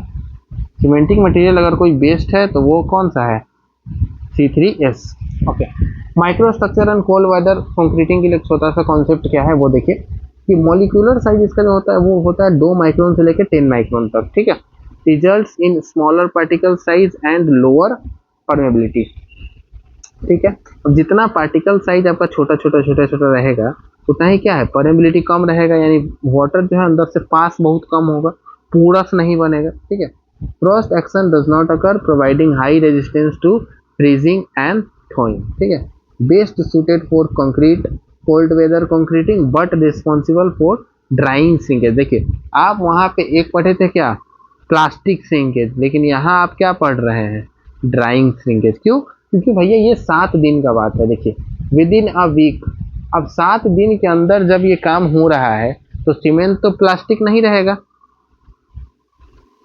सीमेंट प्लास्टिक रहेगा? नहीं रहेगा। प्लास्टिसिटी वो अपना कब पूरा लूज कर चुका था? फाइनल सेटिंग टाइम, यानी क्या है 10 घंटा में। जब 10 घंटा में अपना फाइनल सेटिंग टाइम अचीव कर चुका है और उसका प्लास्टिसिटी पूरा लूज हो चुका है, यानी कि श्रिंकेज जो अब आएगा वो कौन सा श्रिंकेज होगा? Drawing shrinkage. समझ में आया? समझ में आती है कि नहीं आती है? ठीक है, यानी कि बेस्ट सूट कहाँ के लिए होगा? Cold weather concreting but responsible for drying shrinkage. और क्या है? Frost action does not occur, providing high resistance to freezing and throwing.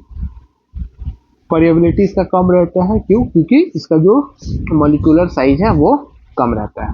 Okay, अब इसका देखते हैं की एप्लीकेशन क्या है। की एप्लीकेशन है कोल्ड वेदर कंक्रीटिंग में यूज कर सकते हैं, पेवमेंट कंस्ट्रक्शन में, ठीक है, precast member wherever form of is limited require early stage. जैसे क्या है कि जल्दी सेट हो जा रहा है, ठीक है, जल्दी सेट हो रहा है तो इसको हम लोग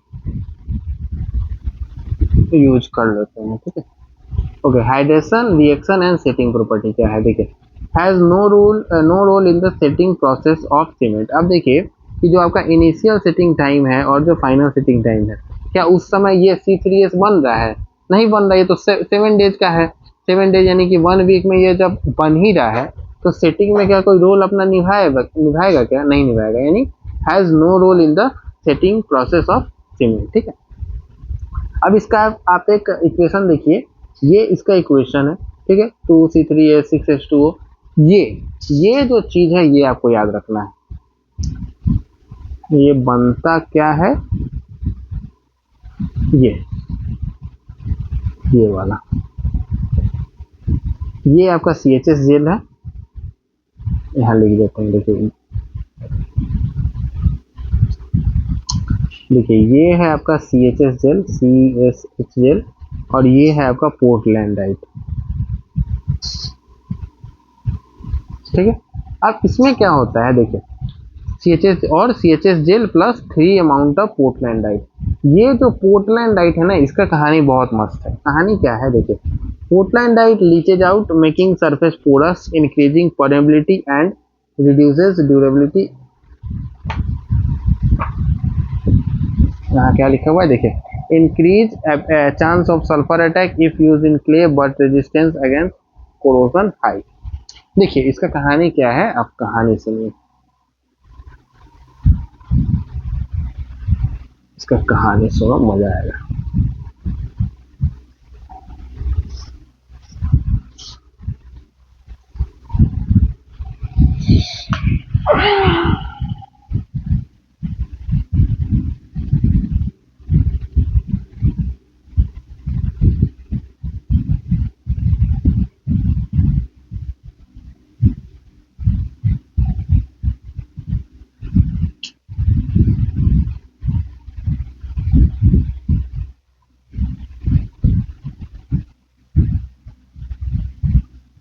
ठीक है, अब देखिए ये आपका है,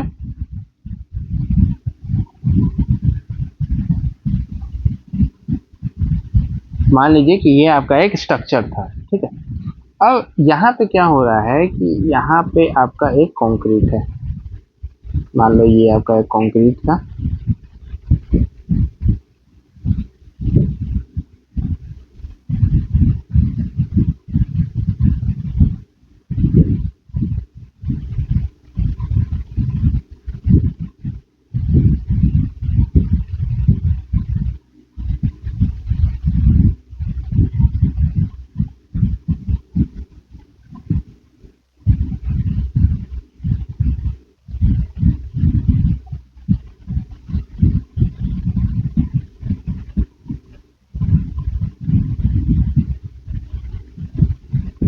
ठीक है, मान लो कि ये आपका कंक्रीट बन गया।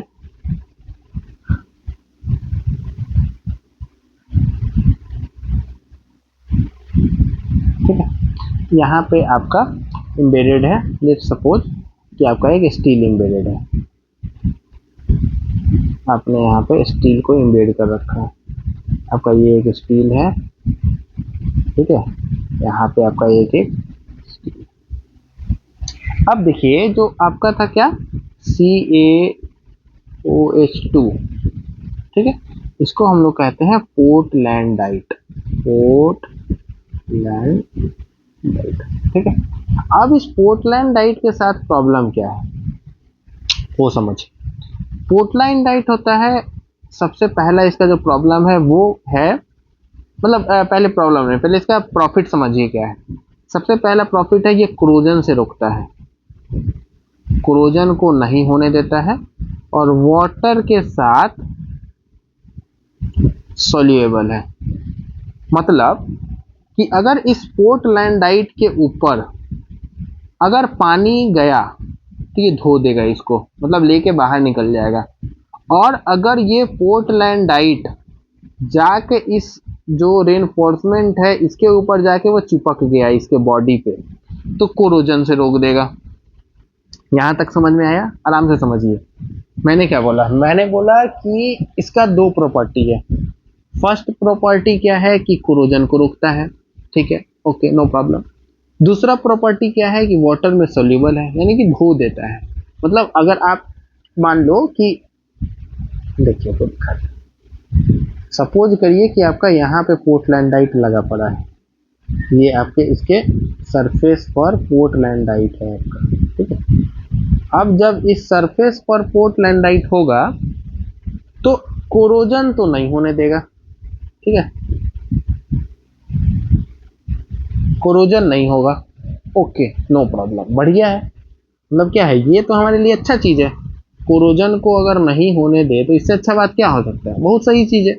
सर ये वाला कोरोजन, कोरोजन नहीं हो रहा है, अच्छा चीज है। लेकिन लेकिन प्रॉब्लम क्या है? देखो, ये होता है भाई साहब वाटर के साथ सोल्यूएबल।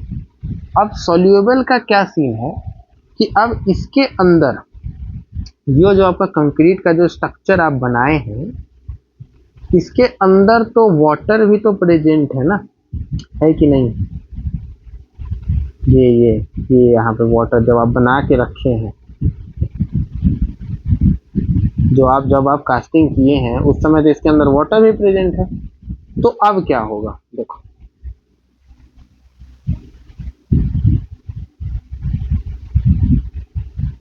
इस समय वाटर प्रेजेंट है। चलिए इतना ही एग्जांपल लेते हैं, समझ में आ जाएगा, ठीक है। अब क्या होगा कि जब ये जो वाटर प्रेजेंट है, हम जानते हैं कि ये वाटर सॉल्युबल है, मतलब पानी से धो देता है, पानी इसके साथ जाएगा, वो उसके साथ पानी के साथ मिलके बाहर निकल जाएगा। अब क्या होगा कि आप जब कंक्रीट बना देते हैं, एक प्रोसेस होता है क्यूरिंग। क्या होता है? क्यूरिंग का प्रोसेस होता है। आप जब उसमें पानी डालते हैं उस समय सीमेंट क्या होता है? अपने ड्राइंग स्टेट में होता है, ड्राइंग श्रिंकेज जिसको हम लोग बोलते हैं, ठीक है। अब क्या होगा कि यही जो वाटर है, ठीक है, ये सपोज करिए कि ये जितना वाटर था,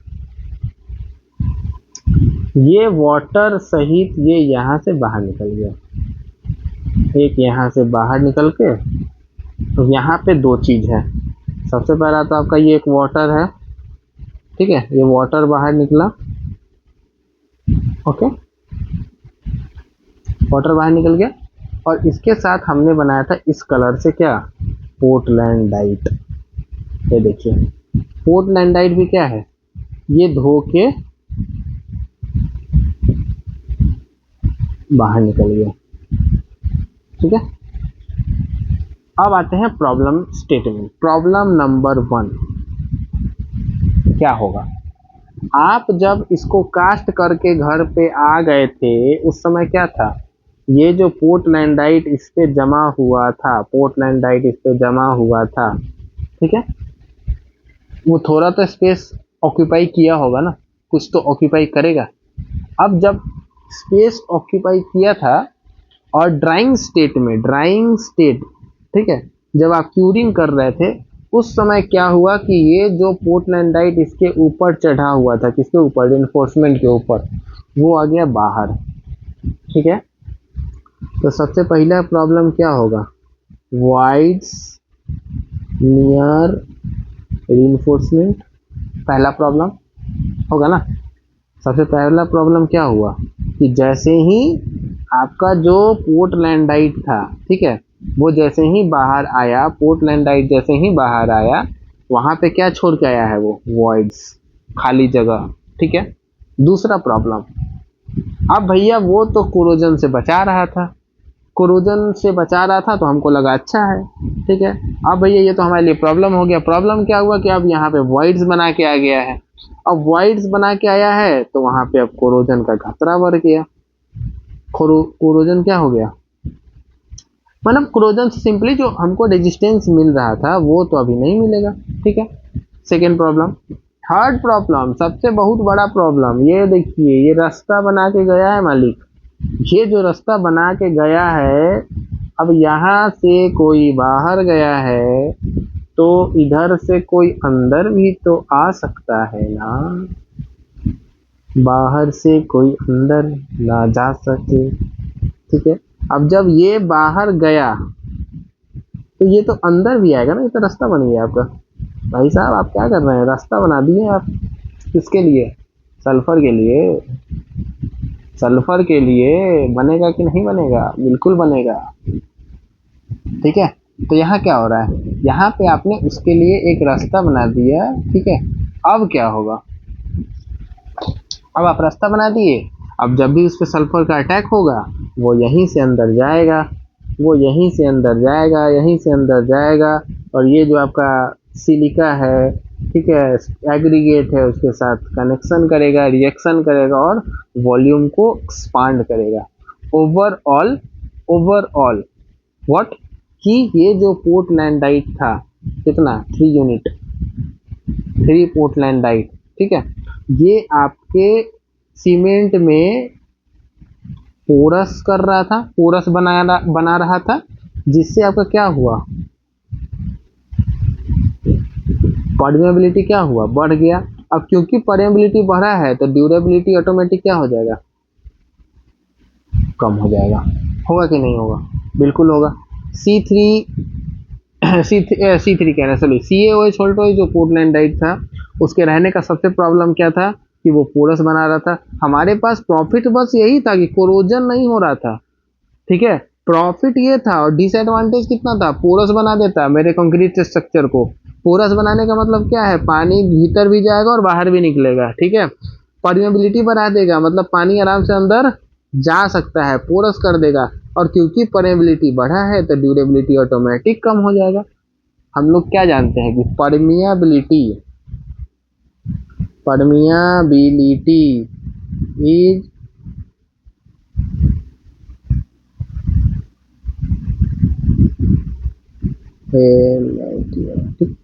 देखो यहाँ से हमको क्या पता चलता है कि परमियाबिलिटी बढ़ेगा तो ड्यूरेबिलिटी क्या होगा, कम होगा, इनवर्सली प्रोपोर्शनल है, ठीक है। तो यहाँ से वो क्या समझ में आया कि आपके सीमेंट में पोर्टलैंडाइट रहने का सबसे बड़ा प्रॉब्लम है कि पोरस बनाएगा, परमेबिलिटी देगा और ड्यूरेबिलिटी को कम कर देगा, ठीक है। यहाँ से आप और क्या सीखे कि पोर्टलैंडाइट का मतलब ये क्या है कि वॉइड, ये कोरोजन नहीं होने देता है, ठीक है, क्योंकि इसका पीएच बहुत ज़्यादा होता है, वाटर सोल्यूबल होता है। अब जब ये बाहर निकलता है तो क्या होता है, वॉइड्स नियर रेनफोर्समेंट, यहाँ पे वॉइड छोड़ देगा। यहाँ पे आप खुद सोचो कि जब ये खाली, यहाँ से जो चीज़ आप कुछ रखे थे उसको जब आप निकालेंगे तो क्या होगा, यहाँ वॉइड्स नहीं बनेगा। अब ये जो आपका पास का जो कंक्रीट है, ये सब क्या हुआ है, ये सब तो फिक्स हो गया है, अब ये थोड़ी हिलेगा, अब तो वाइब्रेशन कर नहीं रहे हैं, ठीक है, जब करना था तब तो कर दिए। अब वहां से क्या होगा कि यहाँ पे वॉइड क्रिएट हो जाएगा, ठीक है। तो कोरोजन क्या होगा, धीरे धीरे इंक्रीज होने लगेगा। यहाँ तक आपको पोर्टलैंडाइट का कॉन्सेप्ट समझ में आया। अभी हम देखेंगे कि पोर्टलैंडाइट को कैसे, ये दुश्मन है ना, इसको हम दोस्त बनाएंगे कल के क्लास में, क्लास करके देखना, दोस्त बनोगे तुम, मतलब बनाओगे इस पोर्टलैंडाइट को अपना, ठीक है, देखना कैसे होता है, सब होगा, ठीक है। तो यहाँ पे समझ में आया, देखो portlandite leaches out, making surface porous, increasing permeability and reducing durability. यहाँ लिखा हुआ है increase chances of sulphur attack if use in clay but resistance against, यहाँ लिखा हुआ नीचे है जो है कोरोजन इज हाई, ठीक है, resistance against corrosion is high, ठीक है, ओके। तो C3S का कहानी समझ में आ गया। अब आते हैं C2S पे। यहाँ पे देखो, यहाँ पे कितना था, 3 था, 3 था ना, पोर्टलैंडाइट 3 यूनिट ऑफ पोर्टलैंडाइट था। अब देखो यहाँ पे स्ट्रेंथ का कंट्रीब्यूशन क्या है, forms during the hydration of cement cement का जब हाइड्रेशन होता है उसी समय C2S फॉर्म हो जाता है, but provide strength continuously up to 1 year and beyond, मतलब 1 साल तक ये अपना धीरे धीरे स्ट्रेंथ देता रहता है। रिस्पॉन्सिबल किसके लिए होता है? Ultimate strength, lateral strength, final strength and progressive strength. Gives minimum rate of hydration and minimum heat of hydration. अब मिनिमम रेट और मिनिमम हीट कितना है, क्योंकि ये तो बहुत दिन बाद आपको दे रहा है ना।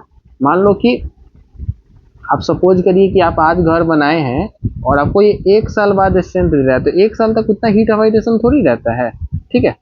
तो यही सीन है कि यहाँ पे ये क्या देता है, मिनिमम देता है, ठीक है। अब देखो क्या है, imparts durability making chemical attack resistance very high, imparts resistance power against freezing and thawing on a long term basis. Manufacturing note है, clinker is hard to grind.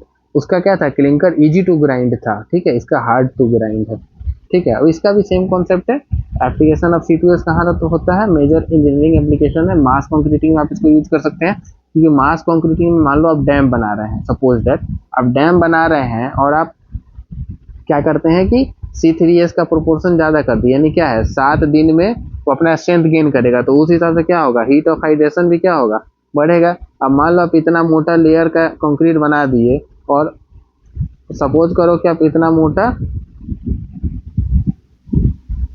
Suppose करिए कि आप इतना मोटा लेयर का कंक्रीट आप एक बना दिए, ठीक है। अब यहाँ से कोई हीट जनरेट हो रहा है तो इसको बाहर निकलना भी तो पड़ेगा ना।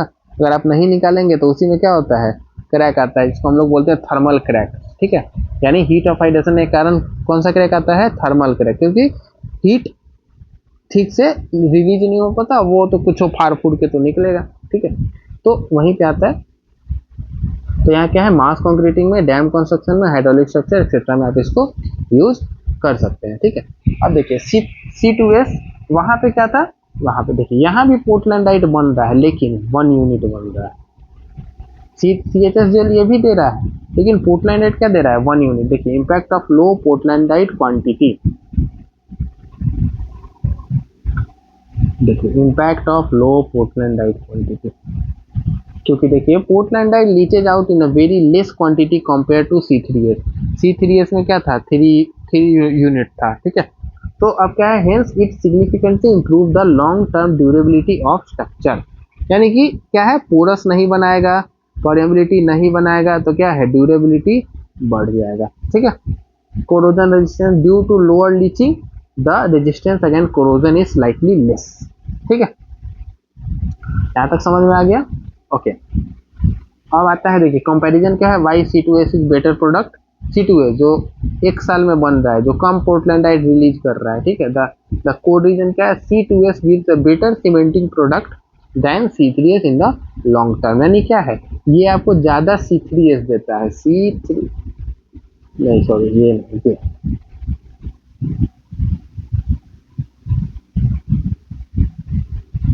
ये जो है ये आपको CHS ठीक है, जो आपको ज्यादा देता है, ओके।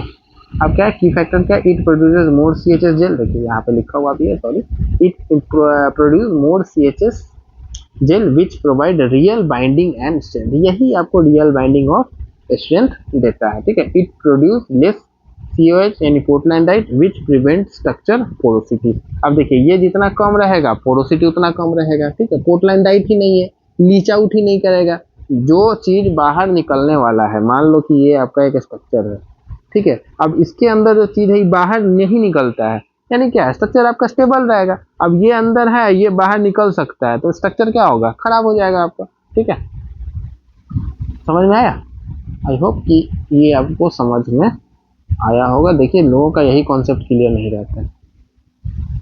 अब आते हैं बोक्स कंपाउंड का जो परसेंटेज होता है उसको थोड़ा सा देख लेते हैं, ठीक है। तो बोक्स कंपाउंड का वेटेज एंड रिएक्शन ऑर्डर क्या है, ऑर्डर अकॉर्डिंग टू वेटेज, यानी रेट ऑफ बाइंडिंग में क्या है।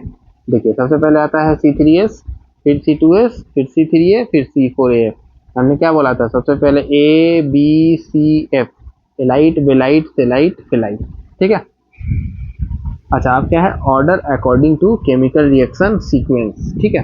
तो order according to chemical reaction का जो सीक्वेंस होगा वो क्या होगा कि सबसे पहले बनेगा ये 24 घंटा वाला, उसके बाद बनेगा फिर ये 24 घंटा वाला, फिर C3S 7 घंटा, फिर C2S 1 साल, ठीक है। अच्छा, अब आता है order according to heat of hydration, ठीक है। C3A 864, C3S 500, C4AF का 420। देखिए यहाँ से हम आपको 50% बताए थे ना एलुमिना वाला, इसका 865 होगा, इसका 420 होगा, और सबसे लास्ट में आता है C2S, ठीक है।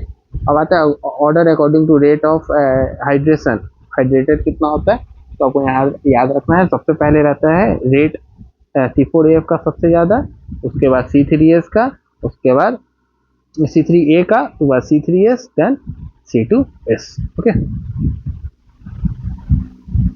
ये ग्राफिकल ट्रेंड है वाटर रिक्वायरमेंट।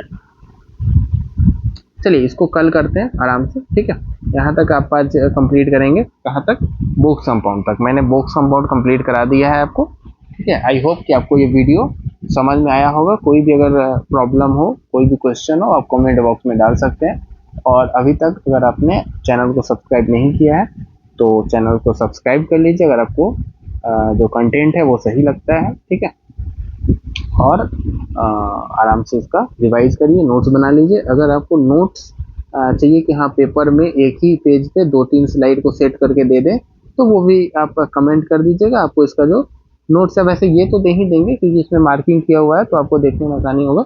लेकिन अगर आप प्रिंट भी कराना चाहते हैं और आप चाहते हैं कि एक ही पेज पे 3-4 स्लाइड वैसे करके सेट होकर मिले, तो आप कमेंट कर दीजिएगा। आपको इसका नोट्स नोटबुक फॉर्म में, ठीक है, आपको टेलीग्राम चैनल पे प्रोवाइड कर दिया जाएगा, ओके। तो बस क्लास करते रहिए।